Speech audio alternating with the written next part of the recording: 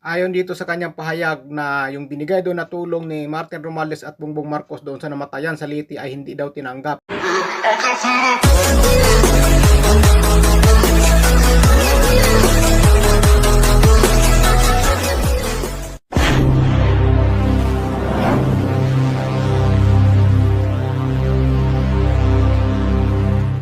Ayon dito sa kanyang pahayag na yung binigay doon na tulong ni Martin Romualdez at Bongbong Marcos doon sa namatayan sa Leyte ay hindi daw tinanggap. Bagkus gusto daw nila makausap si VP Sara Duterte kahit sa telepono lang. Kaya pumunta pala kaagad si VP Sara Duterte doon sa namatayan sa Leyte dahil yun palang gusto ng pamilya.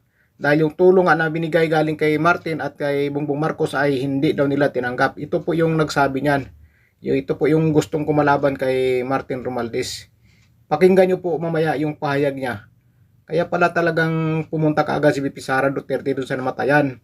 Dahil gusto pala ng pamilya na makausap si VP Sara Duterte kahit sa telepono. Pero ang ginawa ng Vice Presidente talagang pumunta doon ng personal. Kaya yan, pumunta siya kaagad doon. Nung nalaman niya na gusto ng pamilya na siya ay makita o makausap. Dahil nga yung tulong nagagaling kay Martin Romualdez daw at kay President Bongbong Marcos ay hindi daw tinanggap. Ayon dun sa nagsasabi, di ba? Pakinggan natin yung mga salaysay niya mamaya kung paano o ano ang nangyari, bakit hindi tinanggap nila yung pera na tulong o tulong na ibibigay nila ay bibigay sa kanila galing kay Martin Romualdez at kay President Bongbong Marcos. Pakinggan po natin yung mga sinasabi niya dito. Alam nyo ba, nagbigay doon ng tulong si former Speaker Romualdez at si Bongbong, hindi tinatanggap ng mga parents ng mga bata. At humiling sila na kahit sa by phone makausap si VP Sara. Yung ating butihing Vice President, pumunta doon mismo. Pumunta, anong pizza yung Bob? Kahapon, nandun si VP Sara. Tapos babatikusin nila na bakit daw nandun si VP Sara, hindi naman sa taga roon. Bakit nila babatikusin? Ano ba yung Tacloban? Ano ba yung Region 8? Kailan ba nahiwalay sa Pilipinas? Noong time na yon, mayroong nag-impose sa akin, members ng organization din namin sa Crime Watch, na ang isa sa mga kinakasama ng loob ng ating mga kababayan sa Leyte, yung mabagal yung responde ng PNP. Isa yon. Kasi during incident, ilang kilometers lang yung layo agwat ng police station ng PNP. 1 kilometers na. 1 kilometer lang. 1 kilometer. Ang lapit. Ng police. More or less, umabot ng mahigit 2 hours yung respond nila. Kaya in fairness po doon sa mga barangay, official, tsaka doon sa mga ibang mga civilian natin na mga community doon sa lugar, sila pa mismo ang humabol at sila pa mismo yung nakahuli doon sa mga bata na gumawa ng krimen. Kaya nanawagan din ho tayo sa law enforcement, especially sa Region 8 at sa Kamkrame, na bakit pag may mga insidenteng ganyan, bakit ang tagal ng response ng ating kapulisan? At remember, bakit ngayon nangyayari to sa panahon ni Secretary Angara? Bakit nung panahon ni VP Sara, napakaayos ng ating kagawaran ng edukasyon, especially ang DepEd. At inuugnay na naman nila na itong nangyayari ngayon, ito raw ay may kaugnayan sa Duterte. Alam naman natin na pinopolitika nila. At doon din sa ibang mga vlogger, no, na naiinis ako doon.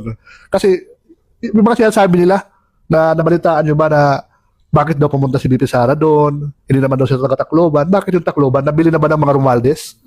Di ba? Mga magulang na request. Oh, di ba? Oh, yes. At Ito nga phone ko lang. At saka, alam nyo ba, nagbigay doon ng tulong si former Speaker Romualdez at si Bongbong, hindi tinatanggap ng mga parents ng mga bata.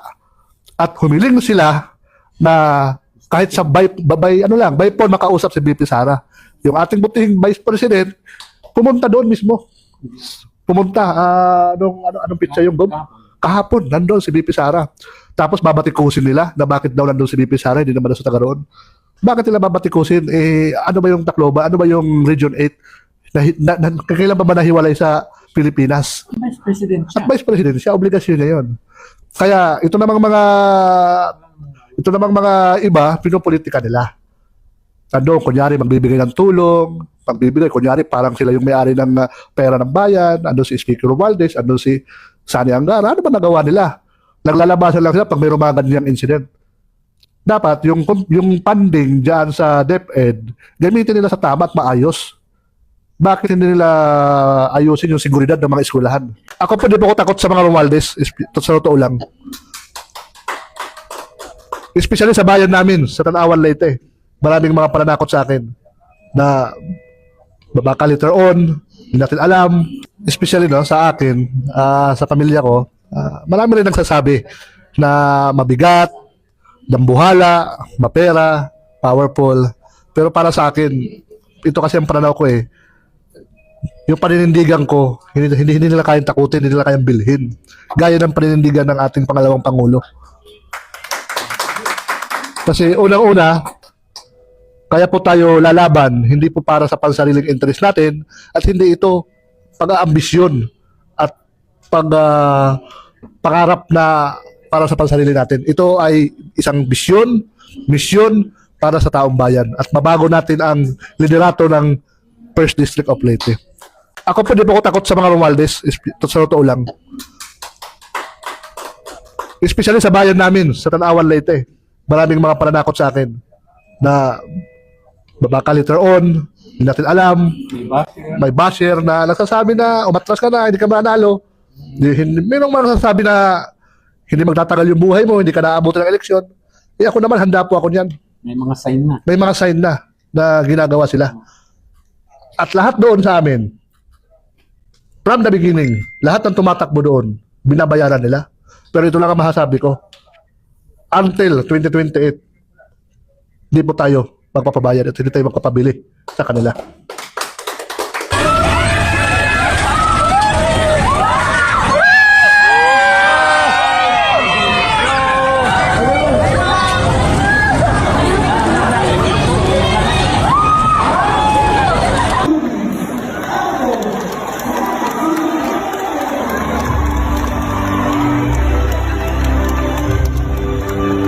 Kitang-kita naman po talaga natin na si VP Sara Duterte talaga ang gusto ng mga tao.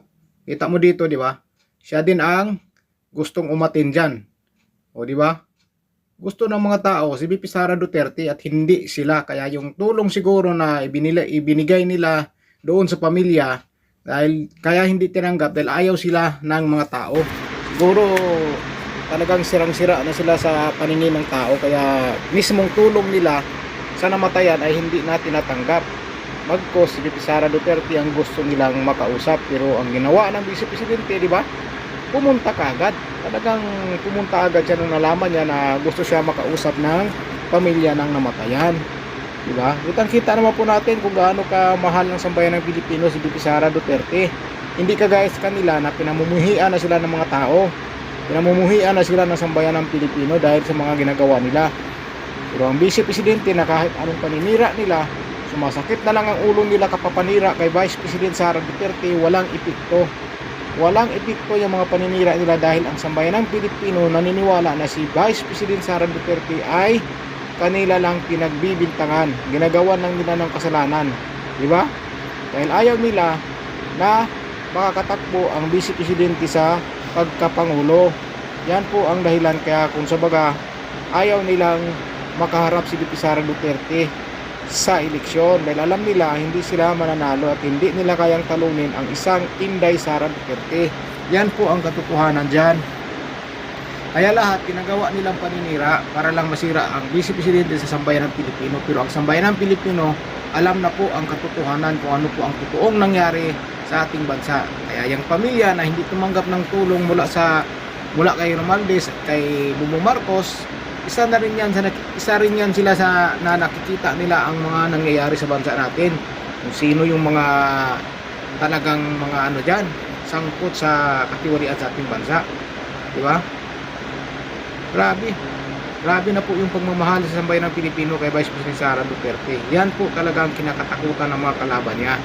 Kaya lahat ng paninira ginagawa nila, pero sumasakit na lang ang ulo nila dahil hindi nila nasisira ang Vice Presidente sa sambayan ng Pilipino dahil alam na ng sambayan ng Pilipino ang katotohanan kung sino-sino talaga ang totoong kurap sa bansa natin. Alam na po ng mga Pilipino.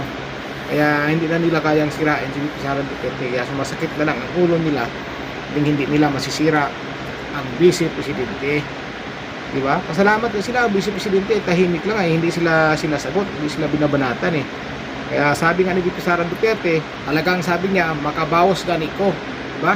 Ibig sabihin, makaganti nga daw siya na lagot na. Yan ang tandaan nila dahil sinabi na ni Vice Presidente Sara Duterte na makabalos na daw siya. Ibig sabihin makabalos, makaganti lang daw siya. Yan. O, diba? Kita mo naman mga estudyante to, ang kuha na si VP Sara Duterte ang nandyan. Diba? Ganun po, kalakas si VP Sara Duterte sa sambayan ng Pilipino. Napakalakas po talaga. Hindi nila kayang tapatan yan. Kaya dyan talaga sila inggit na inggit sa Vice Presidente.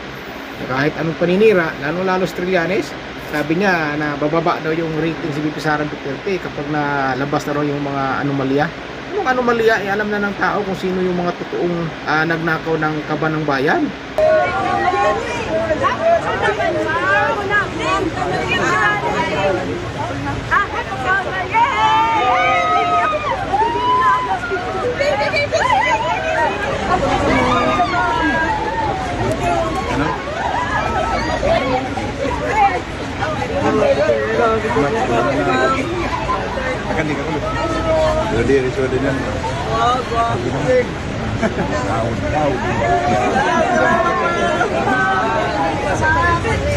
Ma'am, picture muna, ma'am, picture. Ay, wala po.